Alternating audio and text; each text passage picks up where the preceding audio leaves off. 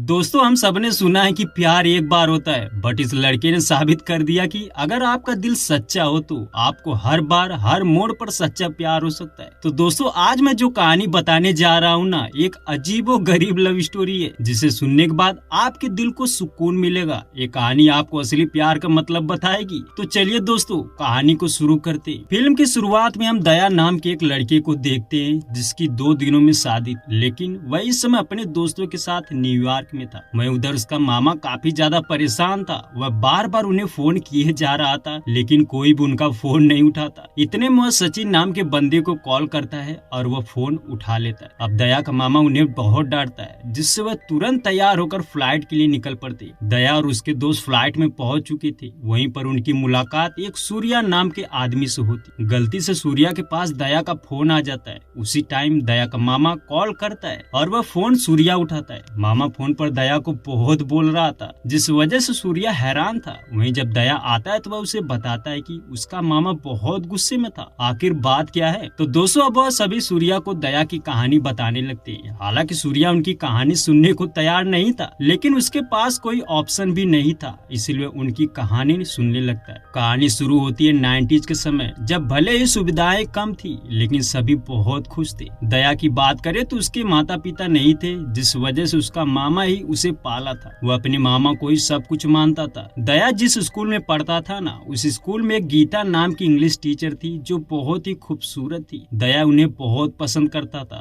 तभी एक दिन दया और उसके दोस्त घर पर बैठकर टीवी देख रहे थे। उसमें वह किसिंग सीन देखते हैं। उसे देखने के बाद उनके मन में एक सवाल आता है। वह सचिन नाम के लड़के के पास जाते हैं। उसे पूछते हैं कि क्या किस करने से बच्चा पैदा होता है। सचिन उम्र में उनसे थोड़ा बड़ा था। वह बताता है कि हाँ, किस करने से बच्चा पैदा होता है। ये चीज दया और उसके दोस्तों के जहन में बैठ जाती है। उसके बाद स्कूल में एनुअल फंक्शन था। सभी बच्चे प्ले कर रहे थे। वहीं दया एस्ट्रोनॉट बना हुआ था। जब उसकी पारी आती है तो वह स्टेज पर ठीक से बोल भी नहीं पाता। वह काफी ज्यादा घबरा रहा था, लेकिन तभी उसकी मैम उसे दूर से ही हिम्मत देती है जिससे दया सब कुछ बड़ी ही आसानी से बोल देता है। दया की परफॉर्मेंस देखकर गीता मैम बहुत खुश थी। वह खुशी खुशी दया के गाल पर किस कर देती है जिससे दया शौक था। वह जब घर आता है तो उसी चीज के बारे में सोच रहा था। उसका सोचना था कि गीता मैम ने अपने से किस किया है, इसलिए वह प्रेग्नेंट हो जाएगी। अब इसी वजह से वह गीता टीचर को बार बार नोटिस कर रहा था। तभी एक दिन वह देखता है कि गीता मैम का पेट निकला हुआ था। ये देखकर दया का शक यकीन में बदल जाता है। तब से दया उस बच्चे को अपना बच्चा मानता था, इसलिए वह गीता मैम का खूब ख्याल रखने लगा। वहीं डिलीवरी वाली रात दया उनके घर जाता है। वह देखता है गीता मैम बहुत ज्यादा दिक्कत में थी। वह उनकी मदद करने के लिए कोई नहीं था। दया अपने कुछ दोस्तों को लेकर एक ऑटो वाले को बुलाता है। फिर उसकी मदद से वह गीता मैम को अस्पताल लेकर जाता है। तो कुछ इस तरह दया ने गीता मैम की बहुत हेल्प करी थी। तो दोस्तों अब दया की बचपन वाली कहानी यहीं पर समाप्त होती है। सीन शिफ्ट होता है कॉलेज के समय, जब दया कॉलेज में पढ़ता था। दया का एक दोस्त था जिसका नाम था जीजू। दया हर रोज उसके साथ कहीं जाता था। ये देखकर दया के बाकी के दोस्त हैरान थे कि आखिर दया हर समय जीजू के साथ क्यों जाता है। दरअसल दया सुबह को कोचिंग करता था और शाम को टेनिस बॉल सीखने जाया करता था, और उसकी सबसे बड़ी वजह थी समंथा नाम की एक लड़की। वह टेनिस बॉल भी सीखने आती थी और सुबह को कोचिंग भी। तो दया उसके पीछे हाथ धोकर पड़ा हुआ था, लेकिन उसके अंदर इतनी हिम्मत नहीं थी कि वह उस लड़की से अपने दिल की बात बताए। कोचिंग शुरू होने से पहले सभी बच्चे बाहर खड़े थे। वहीं समानता भी अपने दोस्तों के साथ बात कर रही। दया अपने दोस्त जीजू से कहता है कि आज वह उसे अपने दिल की बात जरूर बताएगा। जीजू कहता है कि 31 बार हो गया, अभी तक तू अपने दिल की बात नहीं कह पाया। लेकिन दया कहता है कि वह इस बार जरूर कहेगा। दया जैसे ही समानता से बात करने जाता है, इतने में बेल बज जाती है जिससे सभी लड़के लड़कियां ऊपर क्लासरूम में चली जाती है। तो इस बार भी दया अपने दिल की बात ना बोल पाया। उसके बाद क्लास में दया बार बार सैम को देखे जा रहा था, बट वह उसकी तरफ देख भी नहीं रही थी, जिससे जीजू दिमाग लगाता है। वह टीचर से एक क्वेश्चन पूछता है जिससे सभी लड़कियां और लड़के उनकी तरफ देखने लगते हैं, और सैम भी देख रही थी। ये आइडिया जीजू का बहुत अच्छा था, लेकिन उसकी यहाँ पर बेइज्जती हो जाती है क्योंकि उसको क्वेश्चन भी पूछना नहीं आता था। दूसरे दिन जीजू क्लास में सोया हुआ था। तभी टीचर की नजर उस पर पड़ती है। वह बहुत ज्यादा गुस्सा होता है और उससे कहता है कि वह क्वेश्चन को सॉल्व करे। जीजू तो फुल कॉन्फिडेंस में क्वेश्चन सॉल्व करने जाता है, बट बट उसने सवाल को ही उतार दिया था। उस वजह से टीचर उसकी खूब बेइज्जती करता है। वहीं दया सैम को देखे जा रहा था तो कुछ इस तरह जीजू अपनी बेइज्जती करवाता रहता था। वहीं दया सैम को ताड़ता रहता था। उसके बाद उसके बाकी के दो दोस्त भी कोचिंग ज्वाइन कर लेते हैं। अब कुछ दिन ऐसा चलता रहा।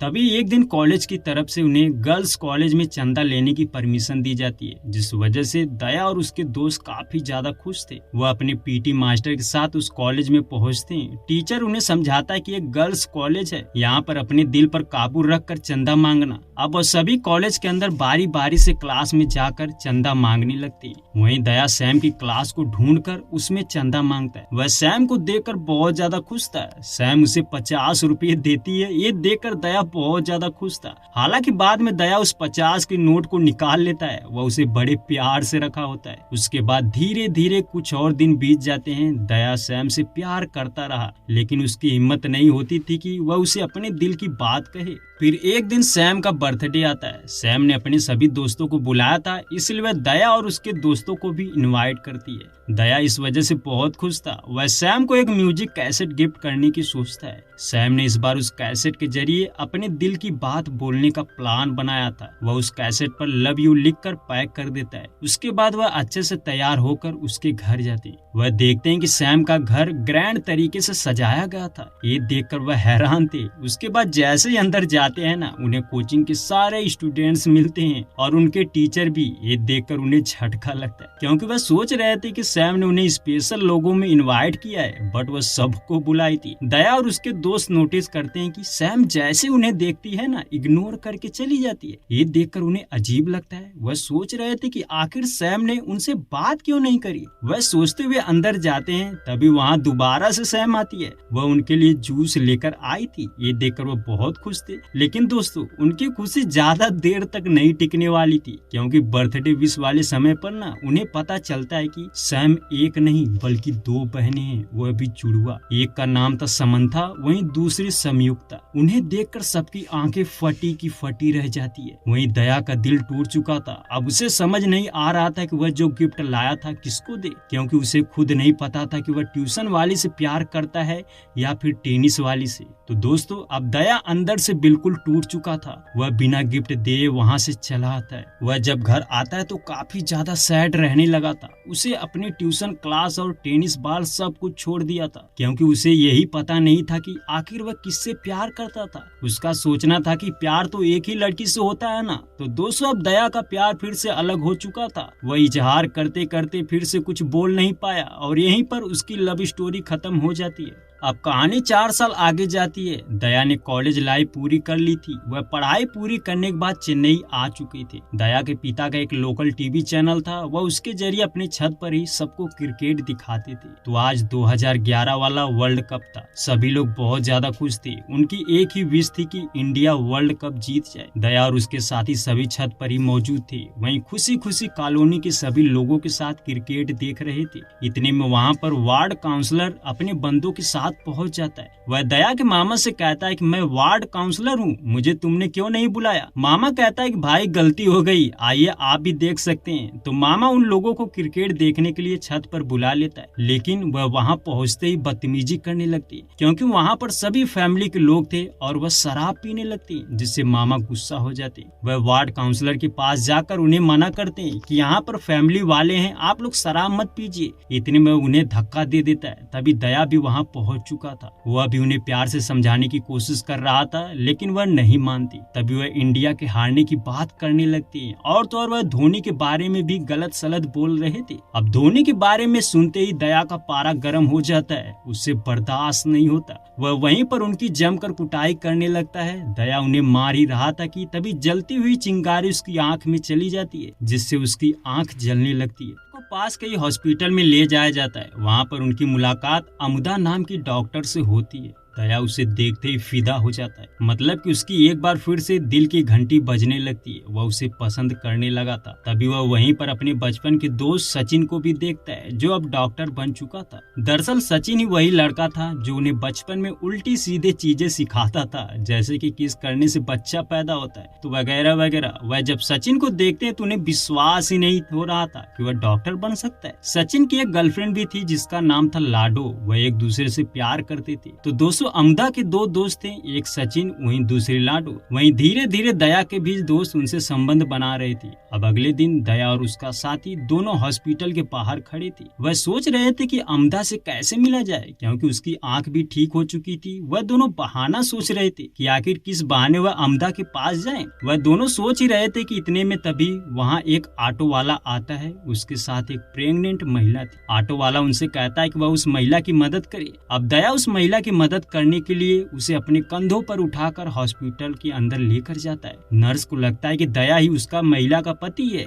इसलिए वह उसे जबरदस्ती वहाँ पर रोक कर रखती है। और तो और जब डिलीवरी वाला समय आता है ना, तब वह दया को उस जगह भी लेकर जाते हैं। नर्स का कहना था कि औरत को जब बच्चा पैदा होता है ना, तब वह किस दर्द से गुजरती है, अब आप अपनी आंखों से देखो। तो दोस्तों, दया फंस चुका था। वह जब उस महिला के साथ इमरजेंसी वार्ड में था ना, तो वहाँ पर अमदा भी मौजूद थी। वह भी यकीन कर लेती है कि दया शादीशुदा है। तो कुछ इस तरह दया मदद करने तो गया था और उल्टा फंस चुका था। उसके बाद जब वह घर आया तो उसके मामा और साथी उसका खूब मजाक उड़ा रहे थे। दया का कहना था कि वह उन्हें बताना तो चाहता था, लेकिन नर्स उसे बताने का मौका ही नहीं दे रही थी। वैसे मैं भी उस औरत की दिल से मदद कर रहा था, क्योंकि वह जिस दर्द से गुजर रही थी, उस दर्द से मेरी माँ भी गुजरी होगी। अब ये बातें बोलकर दया ने सबका मूड इमोशनल कर दिया था। वह आपस में बातें ये कर रहे थे कि इतने में तभी सचिन पर लाडो का कॉल आता है। उसे पता चलता है कि उन्हें ट्रैफिक पुलिस ने पकड़ लिया। वह सचिन से मदद मांग रही थी, लेकिन सचिन उनकी बात को नहीं सुनता,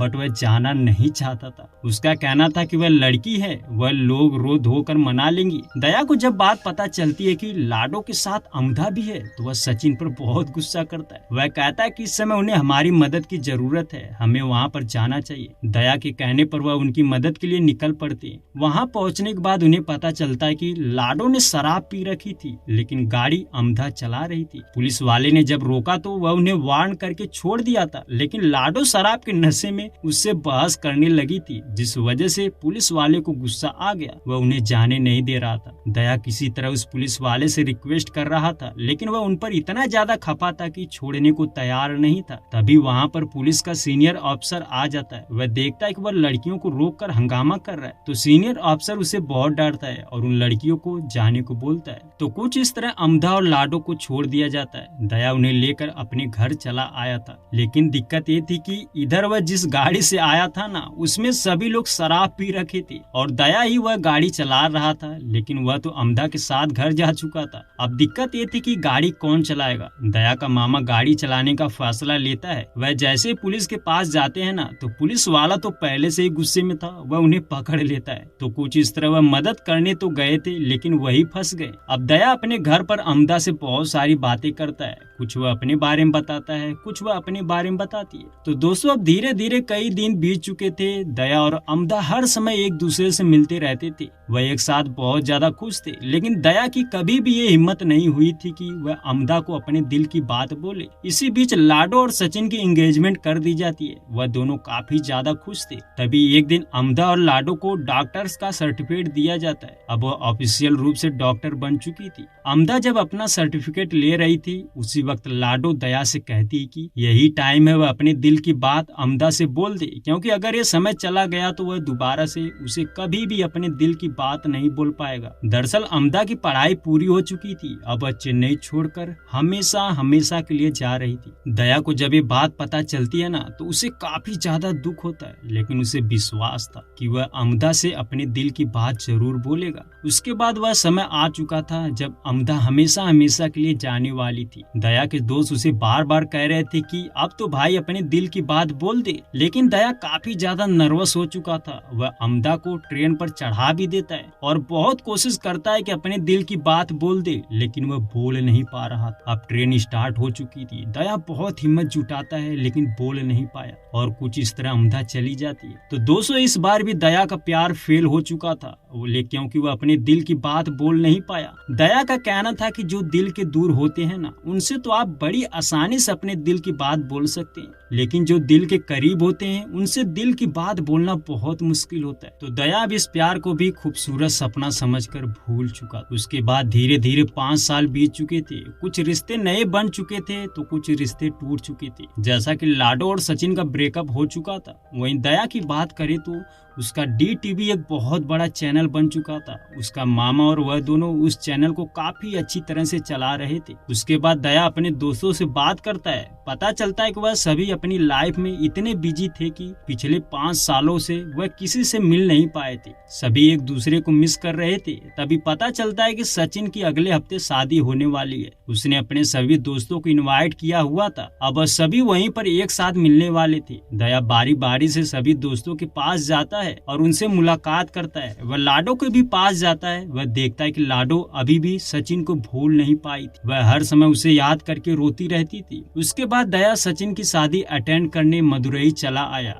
उसे जो आदमी रिसीव करने आया था ना, उसके साथ एक लड़की भी थी जो कोई और नहीं बल्कि समानता ही थी। लेकिन सैम इतनी ज्यादा बिजी थी कि वह उसकी तरफ ध्यान नहीं दे रही थी। तभी वह आइसक्रीम खाने के लिए रुकते हैं। अब यहाँ पर सैम की नजर दया पर पड़ती है। वह उसे देखते ही पहचान गई थी। वह कहती कि हम कई साल बाद मिल रहे हैं ना, मैं तुम्हें देखकर बहुत खुश हूँ। दरअसल सचिन की जिस लड़की से शादी हो रही थी ना, समानता उसकी कजिन सिस्टर थी। वहीं दया उससे बात करने में हिचकिचा रहा था क्योंकि उसे पता ही नहीं था कि वह संयुक्ता है या समानता। वह बताती कि मेरा नाम समंता है। दरअसल संयुक्ता शादी करके लंदन में सेटल हो चुकी थी, लेकिन समंता ने अभी शादी नहीं करी थी। वह नासा में काम करती थी। दोनों आपस में बात ही कर रहे थे कि तभी सचिन उसे कॉल करके बताता है कि उसने गलती से लाडो को शादी में इनवाइट कर दिया था। अब वह आकर यहाँ पर ड्रामा ना कर दे क्योंकि वह बहुत ज्यादा गुस्से में है। वह अब भी बोल रही है कि मैं अपनी शादी तोड़ दूं। तो अब दया उसे समझाता है कि तुम चिंता मत करो, मैं लाडो को संभाल लूंगा। दया लाडो को लेने एयरपोर्ट जाना चाहता था, इसलिए वह सैम से कहता है कि तुम दोनों जाओ, मैं लाडो को लेकर आता हूँ। लेकिन सैम कहती कि कोई बात नहीं, हम भी तुम्हारे साथ चलेंगे। अब समंता दया के साथ एयरपोर्ट जाती है।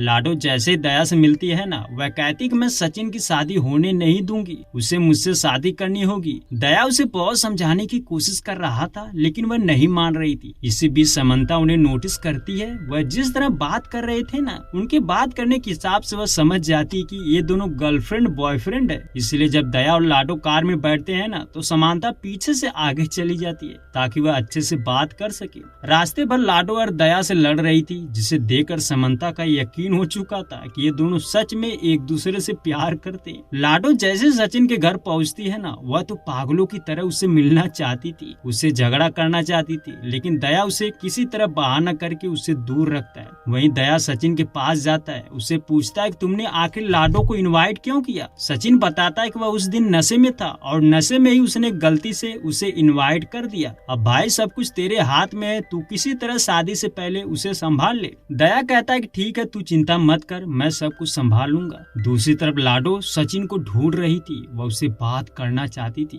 तभी वह देखती कि सचिन दया और अपने दोस्तों के साथ पार्टी कर रहा था। ये देखते ही लाडो का दिमाग और ज्यादा खराब हो जाता है। वह कहती कि मैं इस समय बहुत तकलीफ में हूँ, मैं अपने प्यार को भुला नहीं पा रही हूँ और तुम यहाँ पर सब कुछ भूल कर पार्टी कर रहे हो। लाडो बहुत ज्यादा इमोशनल हो चुकी थी। उसका कहना था कि वह शादी तोड़ दे, वह फिर से एक दूसरे से प्यार करेंगी और कुछ दिन बाद शादी कर लेंगे। इसी बीच दया लाडो को पकड़ रहा था, वह उसे मनाने की कोशिश कर रहा था, लेकिन तभी लाडो सचिन को कुछ ऐसा बोलती है जिससे सचिन को बहुत बुरा फील होता है। लाडो कहती कि मैं तुम्हारी तरह नहीं हूँ कि अपने प्यार को छोड़ दूं, मैं उससे अपने दिल की बात भी ना कर सकूं, मैं तो अपने प्यार के लिए फाइट करूंगी। लाडो की ये बात सुनकर दया को जोर का झटका लगता है। उसे पहली बार एहसास होता है कि वह अपने प्यार को आसानी से जाने दिया। उसने अपने प्यार को पाने के लिए कभी भी फाइट ही नहीं की। वेल जो भी हो, इधर सचिन लाडो को काफी इमोशनल तरीके से समझाता है। वह कहता है कि चलो ठीक है, मैं इस शादी को तोड़कर तुम्हारे साथ शादी कर लेता हूँ, लेकिन क्या तुमने ये सोचा है कि जब मैं ये शादी नहीं करूंगा घर वालों पर क्या गुजरेगी। सोचो, जो इस समय खा पी कर अच्छे से सोए हुए हैं, उन्हें कल का इंतजार है कि कल शादी होगी, वह बहुत ज्यादा खुश हैं। तो क्या हम उनकी खुशियों में आग लगाकर शादी कर सकते हैं? सचिन ने लाडो को इतना अच्छी तरह समझाया जिससे लाडो को समझ आ चुका था कि अब देर बहुत ज्यादा हो चुकी है, वह कुछ भी कर ले लेकिन सचिन उसका हो नहीं सकता। तो सचिन के समझाने पर लाडो उसका दिल रखने के लिए उसके मुंह पर ही बोल देती है कि ठीक है, अब मैं तुमसे अच्छा लड़का देखकर शादी कर लूंगी। लाडो ने तो ये बड़ी आसानी से कह दिया था, लेकिन उसके दिल में कितना दर्द था वह खुद ही महसूस कर रही थी। सो वेल, अब लाडो और सचिन का मैटर सॉल्व हो चुका था, लेकिन ये सब जो चीजें हो रही थी ना, वहाँ पर समंथा भी मौजूद थी। उसे जैसे ही पता चलता है कि लाडो तो दया की गर्लफ्रेंड नहीं है तो वह बहुत ज्यादा खुश होती है। उसके चेहरे के एक्सप्रेशन से साफ साफ पता चल रहा था कि वह भी दया को पसंद करने लगी। लेकिन दोस्तों, यहाँ पर यही प्रॉब्लम थी कि आखिर पहले कौन अपने दिल की बात कहेगा। अब शादी धूमधाम से कर दी जाती है, सभी बहुत ज्यादा खुश लग रहे थे। तभी चुपके से उसी रात समंथा दया के पास आती। वह उससे कहती, क्या तुम्हें याद है हम जिस जगह ट्यूशन क्लास करते थे वहीं पर एक पानी पूरी वाला था। मेरा मन कह रहा है कि मैं वहाँ की पानी पूरी खाऊं। दया कहता है कि इतनी रात को कौन पानी पूरी खाने इतनी दूर जाता है। समंथा कहती है लेकिन मेरा मन कह रहा है, मैं जरूर जाऊंगी। अब समंथा जाने लगती है, तभी दया भी उसके साथ जाने को बोलता है। अब दोनों उस जगह पहुँचते हैं। समंथा और दया दोनों पानी पूरी खाते हुए खूब बातें करती हैं। उसके बाद वह अपनी ट्यूशन वाली क्लास भी जाती हैं, जहाँ पर वह बिताए हुए पल को याद कर रहे थे। तभी इतने में समंथा उसे बताती कि वह कल यूएसए जा रही है। ये सुनकर दया काफी ज्यादा निराश हो चुका था। ऐसा लग रहा था कि इतने सालों बाद वह फिर से खुश हुआ था, लेकिन दूसरे ही पल उसकी सारी खुशियां छीनने वाली थी। वह निराश हो चुका। तो दोस्तों, अगली सुबह समंथा यूएस जाने वाली थी। वहीं दया चेन्नई अपने टीवी चैनल आ चुका था। वह जब समंथा से मिलकर आया था तो तभी उसके बारे में सोच रहा था। तभी उसे पता चलता है कि समंथा इसी वक्त फ्लाइट से यूएस जा रही है। ये जानते ही दया को समझ आता है कि अब वह ऐसे अपने प्यार को जाने नहीं देगा। वह इस बार अपने प्यार का इजहार जरूर करेगा, क्योंकि अगर समंथा यूएस चली गई तो वह दोबारा उससे नहीं मिल सकता। इसलिए उसे रोकने के लिए दया तुरंत अपने दोस्तों के साथ एयरपोर्ट के लिए निकल पड़ता है। लेकिन दोस्तों, यहाँ पर एक प्रॉब्लम हो जाती है। दरअसल एक बहुत बड़ा बिजनेसमैन था, वह इलीगल काम करता था। तो दया अपने टीवी चैनल से उसके बारे में एक्सपोज कर दिया था, जिस वजह से वह उसे ऑफिस के बाहर ही घेर लेता है। वह उसे मारना चाहते थे, लेकिन दया अपने दोस्तों की मदद से किसी तरह भागने लगता है। वहीं गुंडे भी उसका पीछा कर रहे थे। तो कुछ इस तरह दया को गुंडे से लड़ते लड़ते काफी देर हो चुकी थी। वह जैसे तैसे एयरपोर्ट तो पहुंच चुका था, और जब उसे पता चलता है कि फ्लाइट तुरंत उड़ने वाली है तो वह दौड़ते हुए उसके पास जाने की कोशिश करता है, लेकिन फ्लाइट उड़ चुकी थी, जिस वजह से दया काफी ज्यादा उदास हो चुका था। उसका इस बार भी दिल टूट गया था। उसने अपनी पूरी जिंदगी में पहली बार अपने दिल की बात बोलने के लिए इतनी कोशिश करी थी, बट इस बार भी वह नाकाम रहा। दया जब समंथा से मिलने के लिए दौड़ रहा था ना, तो उसी वक्त उसकी मुलाकात जीजू से होती है, जो उसका काफी अच्छा दोस्त था। वह एयरपोर्ट पर ही काम करता था। फिलहाल दया निराश होकर घर आता है। तो दोस्तों, कहानी एक बार फिर से प्रेजेंट टाइम में आती है। सूर्या दया की कहानी सुनकर परेशान हो चुका था। वह कहता है कि तुमसे बड़ा बदनसीब कोई इंसान नहीं हो सकता। तुम हर बार अपने प्यार में फेल हो जा रहे हो। मुझे सुनकर बहुत दुख हो रहा है। अब मैं तुम्हारी ये दुख भरी कहानी और ज्यादा नहीं सुन सकता। मुझसे और ज्यादा बर्दाश्त नहीं होगा। सूर्या कहानी नहीं सुनना चाहता था, लेकिन उसके दोस्त उसको यकीन दिलाते हैं कि अब तो कहानी यहाँ से खुशी वाली है। अब दया की जिंदगी में जो भी कुछ होगा अच्छा होगा। तो दोस्तों, एक बार फिर से कहानी फ्लैशबैक में जाती है। दया काफी ज्यादा परेशान रहने लगा था। वह हर समय समंथा के बारे में सोच रहा था। वह उसका मामा जब दया को इस हालात में देखता है ना, तो वह ठान लेता है कि दया की शादी करा कर रहेगा, क्योंकि वह नहीं चाहते थे कि उनका भांजा उनकी तरह ही अकेला रह जाए।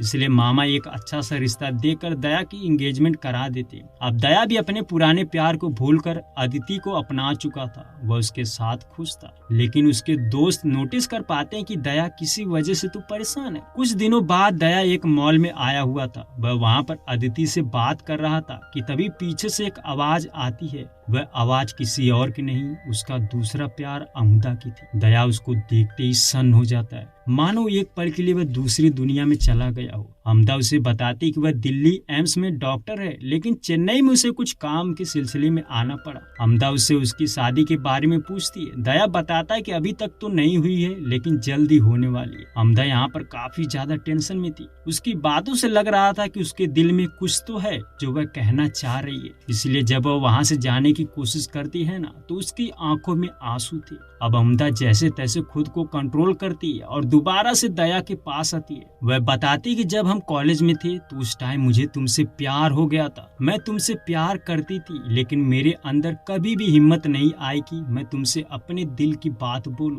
क्योंकि मुझे उस टाइम नहीं पता था कि तुम मुझसे प्यार करते हो या नहीं। और तो और उस दिन जब तुम रेलवे स्टेशन आए थे, उस दिन भी मैंने बहुत सोचा था कि अपने दिल की बात बोल दूं, लेकिन मैं कह नहीं पाई। अमदा अपने दिल की बात बोलकर बहुत अच्छा फील कर रही थी, क्योंकि उसके मन में कहीं न कहीं ये चीज खटक रही थी कि उसने अपने प्यार का इजहार नहीं किया। और आज जब वो अपने दिल की बात बोली तो उसे बहुत हल्का महसूस हो रहा था। वह कहती कि अब मैं खुशी खुशी जी सकती हूँ, क्योंकि मेरे दिल पर जो बोझ था ना वह उतर चुका था। वहीं दया तो चुपचाप उसकी बातों को सुन रहा था। उसे एहसास हो रहा था कि उसने उस दिन बहुत बड़ी गलती कर दी थी। तो दोस्तों, अब अमदा चली जाती है। अमदा के मिलने से दया को एक बात तो समझ आ चुकी थी कि चाहे जो भी हो जाए, अपने दिल में जो भी कुछ है उसे जरूर बता दे। उसने उस दिन गलती करी थी जिस वजह से अमदा जैसी लड़की उसने खो दिया। अब दया का सोचना था कि भले ही उसकी शादी हो रही है, लेकिन अब वो अपने दिल की बात, अपने प्यार को जरूर बोलेगा। हालांकि वह सिर्फ समानता को बताना चाहता था कि वह उससे प्यार करता था, जो कभी भी कह नहीं पाया। दया तुरंत लाडो को कॉल करता है। उसे कहता है कि मैं समानता से मिलना चाहता हूँ, उससे अपने दिल की बात करना चाहता हूँ, क्योंकि मैं अपने दिल में ये बोझ रखकर नहीं जी पाऊंगा। तो दोस्तों, अगले 10 दिनों में शादी होने वाली थी, इसलिए उसका यूएस जाना बहुत मुश्किल था। वह अपने मामा से कहता है कि उसके फ्रेंड यूएस में बैचलर पार्टी मांग रहे हैं, इसलिए उसे यूएस जाना है। उसका मामा उसे नहीं जाने देना चाहता था, लेकिन दया मामा और अदिति को यकीन दिलाता है कि वह चिंता ना करे, वह शादी से 2 दिन पहले आ जाएगा। तो कुछ इस तरह दया सबको मनाकर अपने दोस्तों के साथ यूएस चला आता है। अब वह वहाँ पर खूब एंजॉय करती। फिर एक दिन मौका देकर दया समंथा से मिलने उसके नासा ऑफिस चला जाता है। समंथा जब दया को देखती है ना तो वह बहुत ज्यादा खुश होती है। उसका कहना था कि वह अपने दोस्तों को बहुत मिस कर रही है, उसे उनके साथ घूमने का मन कर रहा है। दया जब उसकी बात सुनता है तब वह कहता है कि ठीक है, अब मैं तुम्हें घुमाऊंगा। अगले दिन वह सभी मिलकर न्यूयॉर्क की हर जगह को घूमने लगती। कहीं समंदर तो कहीं मॉल, यानी वह हर जगह घूम घूम कर एंजॉय करते हैं। इसी बीच हम देख पाते हैं कि दया और समंथा की बॉन्डिंग काफी अच्छी तरह बन गई थी। वह हर समय साथ रह रही थी, जिससे पता चलता है कि समंथा को भी दया से प्यार हो चुका था। उधर दया सोच रहा था कि वह अपने दिल की बात समंथा से कैसे बोले। वहीं इधर समंथा को भी प्यार हो चुका था। वह अपनी बहन संयुक्ता को बताती है कि उसे दया से प्यार हो चुका है, अब वह उसे आज रात प्रपोज करने वाली है। तो दोस्तों, समंथा ने मूड बना लिया था। वह फूल लेकर दया के पास जाती है। हालांकि वह भी नर्वस थी, लेकिन हिम्मत जुटाकर किसी तरह उनके होटल पहुंचती है। बट इधर तो मामला बहुत ज्यादा गर्म था, क्योंकि दया ने अभी तक समंथा को अपने दिल की बात नहीं बताई थी, जिस वजह से उसके दोस्त उसे बोल रहे थे। उनका कहना था कि अब तो तुम्हारी शादी होने वाली, तुम कर भी क्या सकते हो। तुम चाहते थे कि समंथा के साथ टाइम बिताओ, तो 10 दिन बिता लिया, अब उसे अपनी शादी के बारे में बता दो। दया के दोस्त जब ये सारी बातें बोल रहे थे ना, तो समंथा पास में ही सीढ़ियों पर खड़ी थी। उसने उनकी हर बात सुन ली थी। उसे लगता है कि दया उसके साथ सिर्फ मौज मस्ती करने आया था, वह तो प्यार का नाटक कर रहा था। यानी कि समंथा ने दया के दोस्तों की बात को सुनकर अलग वे में ले लिया था, क्योंकि उसके दोस्त उस टाइम बहुत ज्यादा गुस्से में थे, इसलिए उल्टा सीधा बोल जाती, जिस वजह से समंथा को गलत फहमी हो चुकी थी। हालांकि समंथा सबसे ज्यादा नाराज इस बात से थी कि दया ने उसे अपनी शादी के बारे में नहीं बताया। वह इतना दिन उसके साथ घूमा फिरा, फिर भी उसे कुछ नहीं बताया, जिस वजह से समंथा दया के पास जाती है और उस पर भड़क जाती। उसका कहना था कि तुमने मुझे धोखा दिया, तुमने मुझसे झूठ बोला था कि तुम यहाँ बिजनेस ट्रिप के लिए आए हो, लेकिन असल में तो तुम यहाँ पर बैचलर पार्टी मनाने आए थे और साथ में ये भी सोचा कि मेरे साथ भी मौज मस्ती कर लूं। समंथा दया को बहुत कुछ सुनाती है। दया बार बार कहता रहा कि तुम मेरे बारे में गलत सोच रही हो, मैं तो यहाँ पर सिर्फ तुमसे मिलने आया था। दया जो भी कुछ कहता है समंथा को अब उस पर विश्वास नहीं था, इसलिए जब दया उसे कहने वाला था कि वह उसे हमेशा से प्यार करता था, तो समंथा उसे थप्पड़ मार देती और रोते हुए वहाँ से चली जाती। तो दोस्तों, कुछ इस तरह दया का दोबारा दिल टूट चुका था। वह तो समंथा को अपने दिल की बात बोलकर अपने दिल का बोझ हल्का करना चाहता था, बट किस्मत में कुछ और था। उल्टा उसे और ज्यादा टेंशन हो चुका था। तो अब शादी के 2 दिन बचे हुए थे, इसलिए वह घर वापस आ रहे थे। तो अब कहानी प्रेजेंट टाइम में आती है। वह फ्लाइट से उतर चुके थे। दया सूर्या को भी अपनी शादी में इनवाइट करना चाहता था, बट सूर्या कहता है कि भाई मेरे पास टाइम नहीं है, मेरा दिल अब तुम्हारी कहानी झेल नहीं पाएगा। सूर्या वहाँ से निकल ही रहा था कि तभी पता चलता है कि उसे रिसीव करने इंग्लिश टीचर गीता आई हुई थी। दया और उनके दोस्त उन्हें देखकर हैरान थे। दरअसल दोस्तों, सूर्या की पत्नी इंग्लिश टीचर गीता ही थी। सूर्या को जब सच्चाई पता चलती है तो वह भी हैरान था, क्योंकि दया को सबसे पहले अपनी मैडम पर ही तो क्रश हुआ था। अब यहाँ पर वह गीता मैम को भी शादी के लिए इनवाइट करते हैं। उसके बाद दया घर आता है। आज उसकी शादी थी, लेकिन वह अपने मामा से कह रहा था कि वह ये शादी रोक दे। दया की ये बात सुनकर उसका मामा गुस्सा होने लगता है। उनका कहना था कि शादी में बहुत बड़े बड़े लोग आए हुए हैं, क्योंकि शादी मिनिस्टर की बेटी से हो रही है। ऐसे में शादी तोड़ने से बहुत प्रॉब्लम्स हो जाएगी। मामा उसे काफी अच्छी तरह समझाते हैं, जिससे दया का मूड बदल चुका था, क्योंकि वह समझ चुका था कि सारी गलती उसकी ही है। अब दया शादी के लिए तैयार हो जाता है। उसके बाद मामा को लगता है कि दया के दोस्त शादी तुड़वा सकते हैं, इसलिए वह उनके पास जाते हैं और उनसे बहुत बोलते हैं। वह कहते हैं कि मुझे पता है कि जब दोस्त मुसीबत में हो तो उसके दोस्त ही उसके काम आते हैं, तो तुम लोगों का फर्ज है कि तुम अपने दोस्त के प्यार से मिलाओ। लेकिन यहाँ पर ऐसा कुछ नहीं चलेगा। अगर तुम लोग ये शादी तुड़वाने की कोशिश करोगे तो मैं तुम्हें नहीं छोड़ूंगा। अब मामा की बातों को सुनकर दया के दोस्तों को समझ आ चुका था कि उसका दोस्त मुसीबत में है। ऐसे में उनका फर्ज है कि वह अपने दोस्त के प्यार से मिलाए।